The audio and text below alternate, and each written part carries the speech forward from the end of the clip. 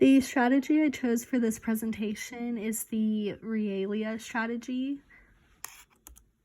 This strategy lines up with goal number 2, which states that students use English to achieve academically in all content areas. Along with goal 2, it lines up with standard number 2. Students will use English to obtain, process, construct, and provide subject matter information in spoken and written form. And also standard 3, students will use appropriate learning strategies to construct and apply academic knowledge. Before I start this PowerPoint, I have a video showing Realia in real life in a classroom.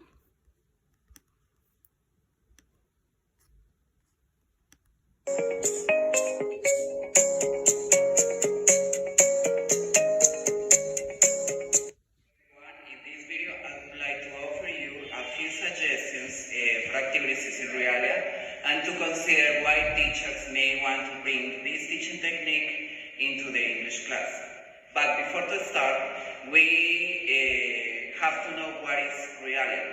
According to the Cambridge Dictionary, Realia is defined like the use of real objects or pieces of writing used to help teach students in a class. Similarly, from some scholars, like Stefan Charantano, Realia is used in the classroom to facilitate the teaching and learning of vocabulary, or to serve as an aid to facilitate the language acquisition and production of it. Hello everyone, how are you today? Okay, today we are going to talk about the members of the family, as the main purpose of this activity is to talk about them using the verb to be. Okay? So, first I am going to present you the members of my family, and then you are going to develop an activity. Okay, let's start. As you know, this is me.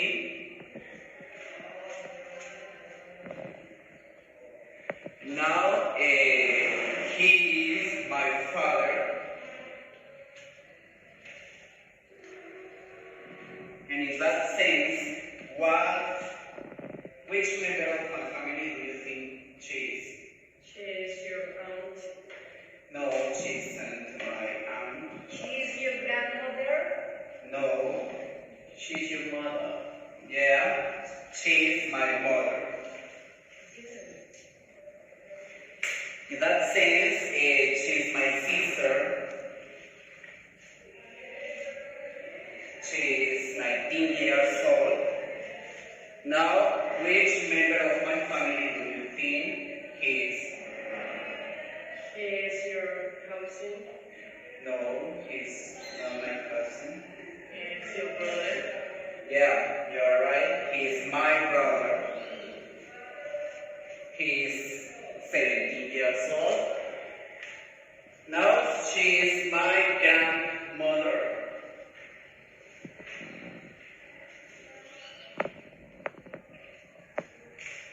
Now, which member of my family do you think he is? It's your grandfather. No, he is not my grandfather. He is your uncle. Yeah, you're right. He is my uncle. In that sense, she is my aunt. And finally, which member of my family do you think she is? She is your girlfriend. No, she is not my girlfriend. She's your cousin. Yeah, she is my cousin. So for tomorrow, you have to do your own family tree, and tomorrow you are going to present to all your partners, your family members. Okay? Thank you so much. To conclude, it's important to know what is the main advantage of using Realia into the English class. The main advantage of this teaching technique is that this makes the learning experience more memorable and meaningful for the students. To give a couple of examples, if you are going to teach vocabulary of fruits and vegetables it can be much more effective for the students if they can touch, smell, and see the objects as they are hearing the new words. Another example is if you want to teach functional language to apply in a particular context, like a cinema, you can create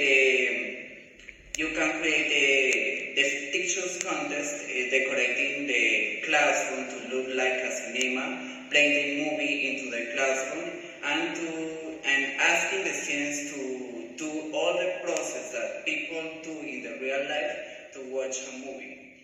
And that's it. Thank you so much, and bye. So that was a video, and I hope that it gave you an understanding of Realia in the classroom before we get started. So what is Realia? Realia is a strategy that connects language to the real world. So when teaching your ELLs, it's beneficial to show them pictures so they can connect the English word to what you are trying to teach them.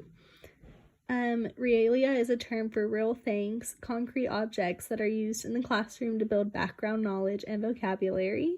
Realia is used to provide experiences on which to build and to provide students with opportunities to use all the senses in learning. So just like in the video, he was saying if you're teaching about fruits and vegetables, it would be beneficial if you brought those into the classroom because as people, we tend to remember things better when we can feel them, touch them if we remember how they taste, and things like that. Oops. Realia strategy step by step. There was four main steps in the article. The first one was identifying opportunities to use Realia because in the classroom there are lots and lots of opportunities and ways that you can incorporate this strategy. Another step was collecting Realia. A third step was building a library of Realia. And the last step was using field trips as Realia. So the first step the article talked about was identifying opportunities to use Realia. So as a teacher, looking for opportunities to use Realia in your classroom as much as possible is super important. Right now in my student teaching placement, we have about 7 or 8 ELLs, and I know that they learn better if we have pictures for them to look at. One little girl that came straight from Mexico, she still doesn't know English. When she doesn't understand what I'm asking her to do, all I do is point to the object and she instantly is like, oh, okay, and she understands what I'm trying to say. So just looking for those opportunities anytime in your classroom is very, very beneficial for those students. Another opportunity is pre-reading a read aloud to identify words beforehand that may be unfamiliar to your ELLs. And you can just reiterate this unfamiliar word to the whole class. You don't have to call out that ELL or call out those ELLs to them specifically. Telling it to the whole class or asking, oh, do you guys know what this is? And then explaining it that way is also really good too. And locating Realia that will be helpful to their understanding. The next point the article made was collecting Realia. So collect items that can be stored in your classroom, things that you can use year after year for your ELLs that can help them learn. It talked about storing your objects for easy, accessible for instructions. And then the article also talked about to make sure to store all theme items together so it is easy for you to find them. Another step that was said in the article was building a library of Realia. So collaborating with the teachers in your grade level to create a classroom library that relates to your ELLs. Just like every other student in your classroom, ELLs do have interests. So finding books that relate to what they like can motivate them and make them excited to learn. And then use local resources for items to use. So maybe using something from the local grocery store that your ELLs may see when they go shopping, incorporating things like that into your classroom to make ELLs more comfortable. In my student teaching, I do notice that my ELLs are more comfortable if they are looking at something that they are familiar with. So that's what this point was just talking about. And then the last point that the article talked about was using field trips as Realia. This is a great opportunity to apply real life to your students, and it makes it easier for them to understand what they are learning. You can sit there and lecture a kid over and over again about something, but let's be honest, how likely is it to stick with them? Whereas if you do a class field trip and they were seeing this lesson in real life, they are more than likely going to remember that. Obviously with COVID, if you can't take a field trip, try to do a virtual one. I feel like growing up, I always remember the field trips that we took in school. I don't remember sitting on the carpet listening to a lesson. I remember going out and doing a field trip with my class. So if you can't physically take a field trip, definitely try to do a virtual one. And then the last point, which we've talked about several times, applying the lesson to the real world makes the students see the relevance. No one is going to learn if they don't see a point in the lesson. So if you're connecting your lesson to their lives, something that they see every day, they're like, oh, okay, there is a reason why I'm learning this, and it's not just a waste of time. So the way that you can apply Realia into your classroom, there's lots of examples in the article, but these are just some that stood out to me. So the teacher makes a list of new vocabulary words that will be learned the week and is pleased to see many new Spanish and English words on the list. And that was an example. The next one is a application to the classroom. As the teacher prepares her lesson for the next week, she gathers Realia to support the students' understanding. So once again, those physical objects to help the students understand more. The teacher is always looking for ways to encourage her ELL's native language. Just because you are trying to teach them English, don't discourage their native language. If they want to talk to each other in their native language, you should allow that as a teacher. In my student teaching placement, once again, we have 5 or 7 ELLs and they all speak Spanish.